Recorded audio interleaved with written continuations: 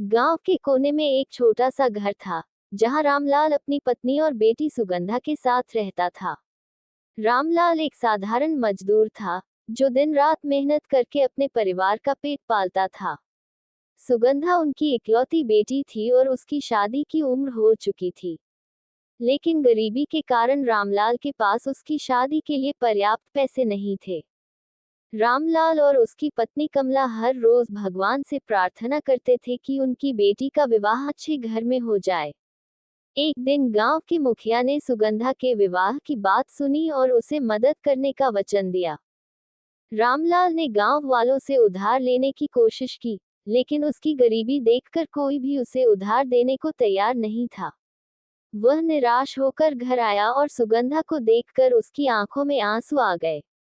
सुगंधा अपने पिता का दुख समझ सकती थी, लेकिन उसने कभी अपनी इच्छाएं व्यक्त नहीं की।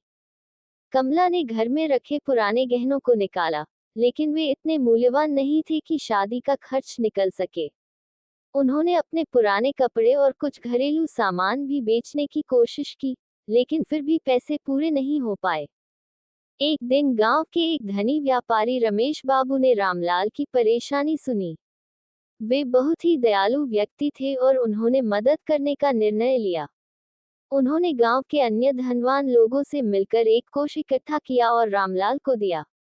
ये देखकर रामलाल की आंखों में आंसू आ गए और उसने रमेश बाबू को धन्यवाद दिया। गांव की महिलाएं भी आगे आईं और सुगंधा के लिए कपड़े, गहने और अन्य जरूरी सामान लाकर दिए। धीरे धीरे पूरे गांव ने मिलकर इस शादी को भव्य बनाने का संकल्प लिया। विवाह का दिन आया और पूरे गांव में खुशहाली थी। सुगंधा दुल्हन की तरह सजी थी और उसकी आंखों में चमक थी।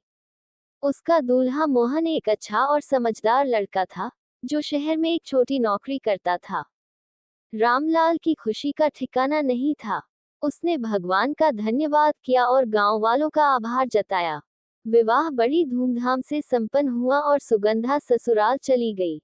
इस कहानी से हमें ये सीख मिलती है कि समाज में एकता और आपसी सहयोग का बहुत महत्व है। जब हम किसी की मदद करते हैं, तो वह किसी न किसी रूप में हमें वापस मिलती है। गरीब होना कोई अपराध नहीं है, लेकिन समाज का कर्तव्य है कि वह जरूरतमंदों की सहायता करे।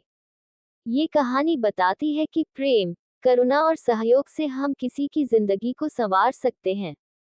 जरूरतमंदों की मदद करना सबसे बड़ा धर्म है।